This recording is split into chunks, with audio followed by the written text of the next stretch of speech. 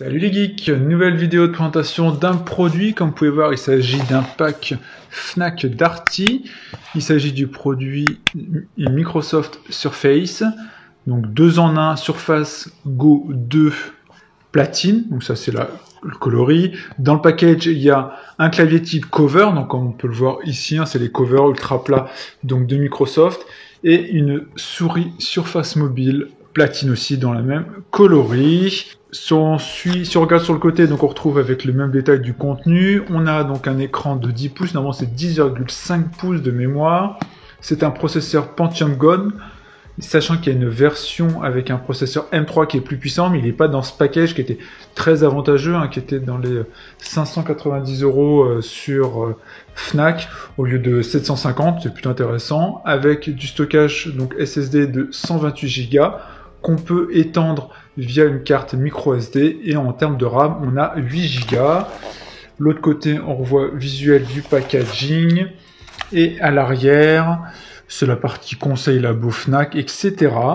La boîte elle a un peu morflé dans le transport, on va espérer qu'à l'intérieur c'est mieux. Dans notre packaging on se retrouve donc avec notre petite souris Microsoft. Je vais déballer aussi rapidement. L'idée c'est que je vais quand même tout vous déballer. Je vais tout vous déballer. Mais ce qui nous intéresse bien évidemment, c'est la tablette. Packaging plutôt soigné. Souris plutôt propre. Logoté Microsoft, bien évidemment. Molette, cliquable aussi. On est sur quelque chose de très... Là, pour les piles, on a notre petite LED qui se met en route. Ici, le bouton Bluetooth. Bon, on va pas faire plus. Souris ultra compacte qui va bien avec la notion d'une tablette aussi compacte.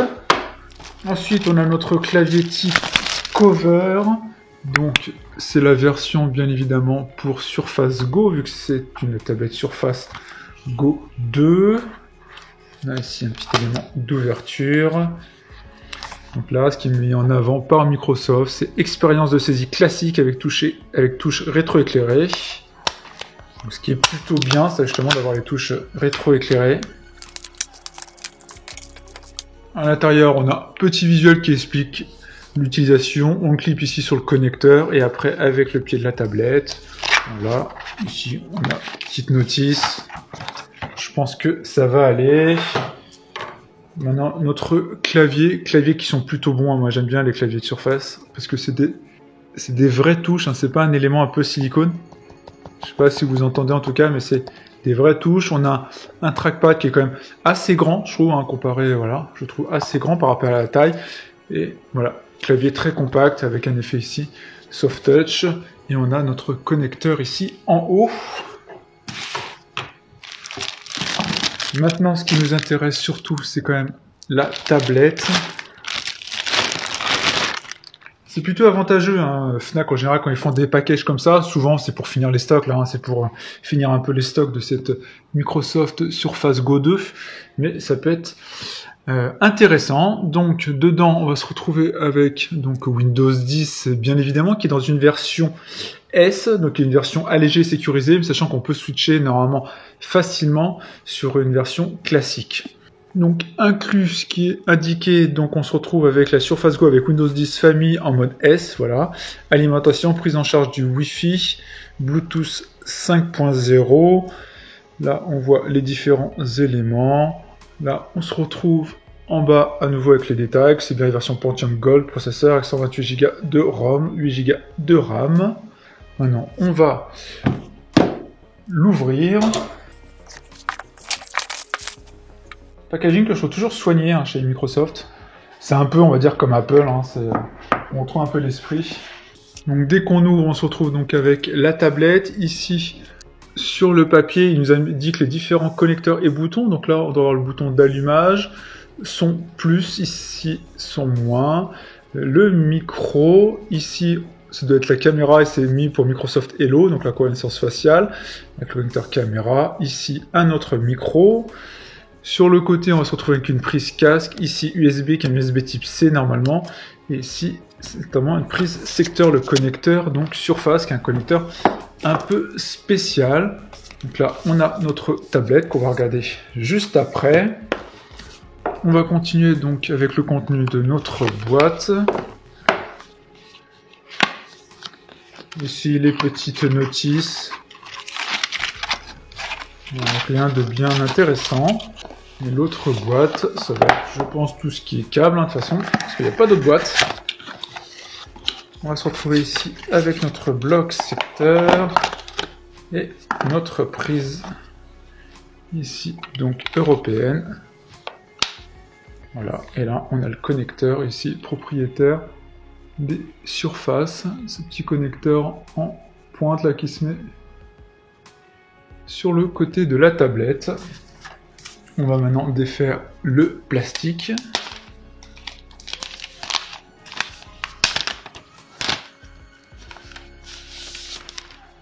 Donc à l'arrière, on se retrouve avec la surface un peu typique hein, justement des tablettes Microsoft. Attention, ça marque pas mal.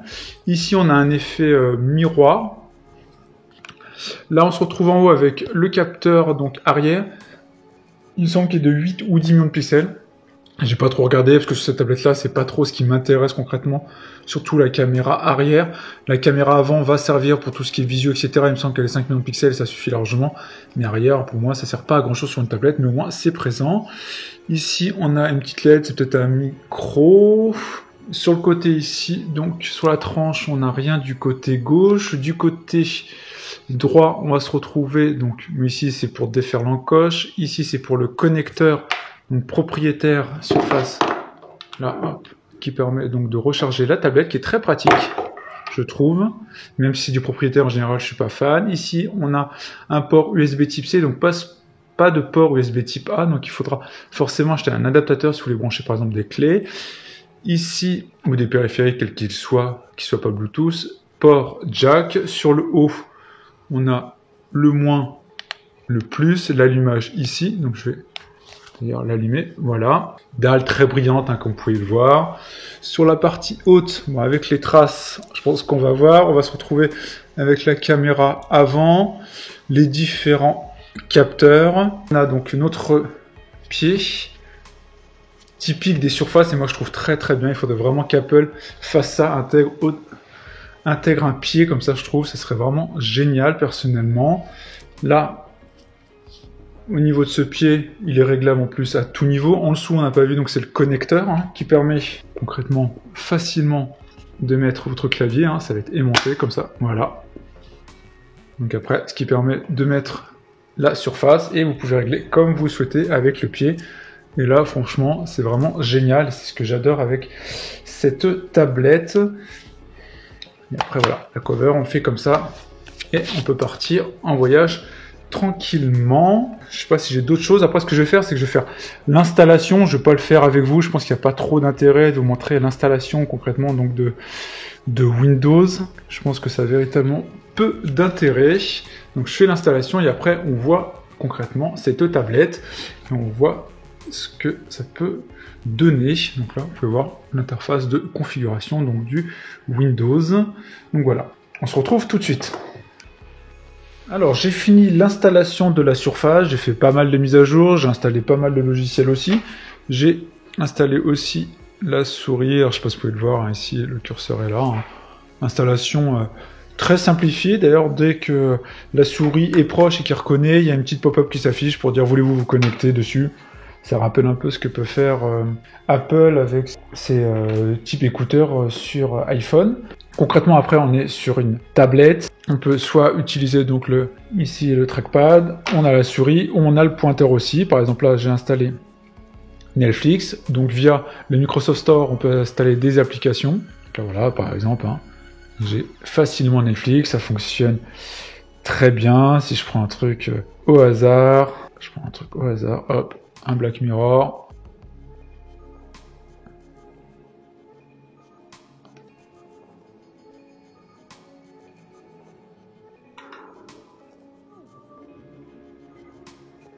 Vous pouvez voir que ça fonctionne. Hein. Il n'y a pas de problème, ça fonctionne. Bon, je vais pas pouvoir laisser, sinon je vais me prendre un strike. Mais vous avez compris l'idée en tout cas. Donc on peut voilà, utiliser comme on souhaite, hein. On peut utiliser donc l'utilisation à la main, hop. On a aussi d'ailleurs un mode, ce qu'ils appellent un mode tablette, sachant que de base, il y a ce qu'on appelle le mode S, que moi j'ai désactivé pour pouvoir installer ce que je souhaitais comme application. Le mode S, c'est un mode simplifié, alors qui n'est pas le mode tablette. Il y a le mode Windows 10 classique, il y a le mode S, simplifié et sécurisé a priori, et donc ce mode tablette avec type tuile, hein, on a des répertoires, etc. Voilà, on peut fermer. On a un peu tout type d'utilisation, on voit toutes ces apps comme ça. Et il n'y a pas de problème. Après, pour partir du mode tablette, on se retrouve ici. Donc là, on a toujours le volet de notification. On fait là, on revient sur un mode Windows classique avec son menu, hein, etc. classique. Donc là, je faisais à la main. Voilà, en termes d'application, il y a un peu tout quand même sur le Microsoft Store. Il y a pas mal de choses. Mais pour pallier au fait de ne pas avoir tout ce que je souhaitais et pouvoir installer notamment certains jeux, j'ai installé une petite application qui est un émulateur Android sur Windows. Donc ça permet vraiment de simuler une application Android sur son Windows. Ça s'appelle BlueStacks. Donc il y a plusieurs apps de ce type-là. Et là vraiment, on se retrouve avec un Play Store, on connecte avec son compte et on peut installer ce qu'on souhaite. Et donc ici, il va simuler un Android, il me semble que c'est la version 7 pour l'instant, donc on n'est pas sur les dernières versions, hein, effectivement, d'Android. En tout cas, ça permet de jouer un peu à pas mal de choses. On a ici une sorte voilà, d'interface un peu globale, hein, qui est mis. On voit d'ailleurs que le tactile a un peu de mal. Et dedans, on a notre Play Store, donc on peut vraiment naviguer dans le Play Store et installer ce qu'on souhaite en termes d'application. Donc on trouve l'interface très classique, hein, en soi, hein, du Play Store. On a les meilleurs classements, on a les événements, pareil, jeux, applis, films, TV. On a absolument ce qu'on souhaite, donc c'est vraiment plutôt bien. Et je trouve que cette application est très sympa, fonctionne bien. Voilà, quand on est sur son interface ici, on peut avoir ces jeux, ces applications. Voilà, j'ai testé de mettre quelques applications. On peut les mettre et les retrouver ici sans aucun problème. C'est plutôt bien, voilà, je vais pas vous faire une démo, l'idée c'est pas de faire une démo de cette application BlueStack, mais dites-moi si vous souhaitez d'ailleurs, hein, que je vous la présente. Donc j'ai installé ça, après j'ai installé plein de choses, hein, qu'on peut retrouver facilement, l'application Molotov pour regarder la télé, vous avez vu, je vous ai mis donc Netflix, j'ai mis l'application aussi Spotify, j'ai mis un type traitement texte avec OpenOffice, il y a vraiment de tout. Voilà, Molotov, hein, qui fonctionne sans problème. On prend hop, quelque chose qui passe à la télé. Là, je lance W9. Voilà. Voilà, bon, je ne vais pas faire une publicité d'un produit. Après, pour une type d'utilisation, table de navigateur, alors il y a soit Edge qui est intégré, j'ai installé aussi Chrome, parce que moi je suis plus à l'aise, je préfère Chrome pour tout ce qui est synchronisation. Mais donc voilà, par exemple, on va aller sur YouTube, ce qui s'affiche. Alors, je sais beaucoup montrer des certaines lenteurs, mais alors je trouve que les lenteurs sont plus dans Chrome, bizarrement, que dans Edge. Hop, on va chercher par ma chaîne. Voilà, vous pouvez voir quand même que c'est... moi, je trouve personnellement que c'est quand même assez rapide. Hop, on va se regarder une vidéo en full screen, vous pouvez voir que c'est assez rapide.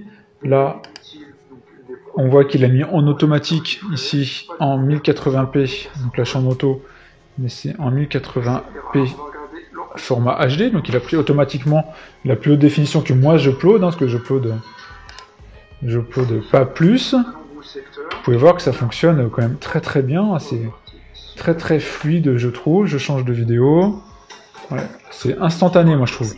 Donc j'ai vu pas mal de vidéos, ce qui m'a apporté quelques craintes sur la capacité de cette tablette à lire facilement les vidéos sur YouTube, etc. Mais avec Edge, il n'y a vraiment aucun problème, ça fonctionne très très bien, comme vous pouvez le voir. Ici, il n'y a vraiment aucun problème. Donc voilà, je pense pour le petit tour de cette application. Après, on a toutes les applications classiques, hein. C'est un Windows en fait, hein. Mais on se retrouve avec un form factor vraiment tablette, avec la possibilité de défaire ici vraiment ce clavier et se retrouver véritablement avec une tablette. Et après, on a tout à fait la possibilité de passer véritablement en mode tablette en se mettant ici. Et après, on est véritablement donc sur un mode d'utilisation tablette avec des onglets, des apps, etc. On peut faire ce qu'on souhaite. Voilà, on peut lancer Spotify si on le souhaite. Il n'y a pas de... Là, on se retrouve vraiment avec plein d'applications. Donc là, voilà, je ne suis pas connecté pour l'instant. On peut lancer Netflix, etc. Il n'y a véritablement pas de problème. Alors, la gesture, déjà, c'est comme ça. Il faut s'habituer, c'est pas la même gesture que sur Android. Voilà, ça fonctionne plutôt bien, ce mode tablette, moi je trouve. Hein. Voilà, avec toutes ces tuiles. On est sur un form factor qui est vraiment très sympa. Alors, je vous ai pas parlé justement de la caméra. Alors, voilà, on a deux caméras. La caméra ici, donc arrière. En termes de qualité d'enregistrement, alors qualité de photo 6 millions, on peut aller jusqu'à 8 millions. Voilà, on va mettre en 8 millions de pixels. Vidéo, on peut faire donc du 1080p 30 images secondes. Voilà, c'est le max. Réduction du scintillement automatique, etc. Et là, si on passe sur la caméra avant, donc c'est bien du 8 millions de pixels à l'arrière. À l'avant, on va se retrouver, alors là il met 3 millions, on peut aller jusqu'à 5 millions donc de pixels. Et on peut filmer en 1080, 30 images secondes également. Donc voilà, on a en soi ce qu'il faut, sachant que pour moi une tablette, hein, c'est pas fait pour ça. On voit que ça prend pas mal les marques de doigts quand même. Hein. Donc voilà pour cette petite tablette Microsoft, hein, que je trouve moi véritablement très sympa, qui correspond véritablement, en tout cas à mon besoin. Petite chose que j'ai pas montré tout à l'heure, dont j'ai parlé, c'est ici la possibilité de rajouter de la mémoire avec une carte micro SD, donc en plus des 128 Go qui sont inclus, on a cette capacité d'ajout donc de mémoire, ce qui est plutôt, moi je trouve, très bien. Et voilà, ça fonctionne véritablement très bien. Moi je trouve cette tablette vraiment très pratique. Hein. Concrètement, pour une utilisation au quotidien, cette tablette est très pratique, ultra transportable. Il ne faut pas dire en soi avec tablette avoir quelque chose d'aussi fin et d'aussi compact, c'est vraiment génial. Moi, je suis plutôt conquis, vraiment pour une utilisation familiale. On n'est pas sur une utilisation, vous n'allez pas l'utiliser pour faire du software. Donc là, je vais faire la reconnaissance Hello. Des fois, c'est un peu lent, la reconnaissance avec Microsoft Hello, mais ça fonctionne. Hein, ça a l'intérêt de fonctionner. Le trackpad fonctionne aussi très très bien. Il répond véritablement bien. Il y a des gestes aussi de doigts, hein, classiques. Hein, 3 doigts là pour monter, avoir le multitâche. On peut faire back et tout avec 2 doigts. Véritablement, moi, je le trouve très très bien. En tout cas, ces tablettes, c'est vraiment une bonne petite découverte pour moi. J'aime beaucoup les surfaces de Microsoft. J'espère qu'en tout cas, cette petite vidéo vous a plu de présentation. Si c'est le cas, n'hésitez pas à mettre un like, à partager la vidéo. Puis on se retrouve pour plein d'autres vidéos. Et je suis en train de me dire que pour vous montrer quand même la qualité de l'écran, petit point quand même, je vais vous mettre une vidéo 4K un peu sur YouTube pour que vous puissiez voir un peu la qualité de la dalle, toujours un peu avec ces vidéos-là qui sont très très belles. Hop, c'est là, je sais qu'elle est belle.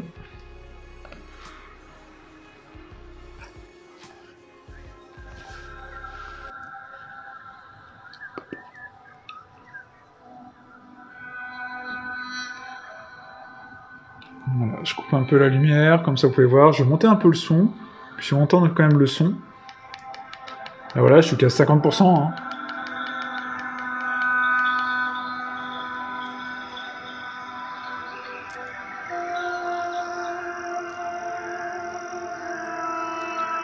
Un peu saturé, mais alors ça ne rend pas forcément hommage hein, en filmant, mais vous pouvez voir que la vidéo quand même tourne, c'est ultra fluide, tu es sur une vidéo 4K, donc moi forcément elle s'affiche ici, je la lis en 1080p 60 images secondes.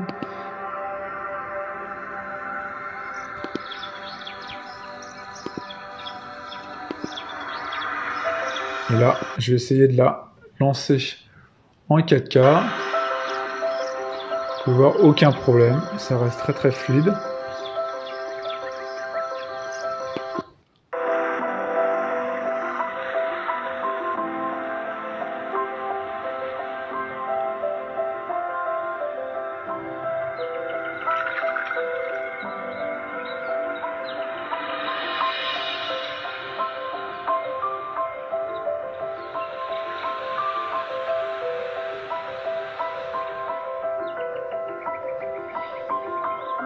Donc voilà pour cette petite vidéo, je vais vous laisser quelques images pour vous montrer cette qualité d'écran. N'hésitez pas toujours à liker, à partager, puis on se retrouve pour plein d'autres vidéos. Ciao les geeks!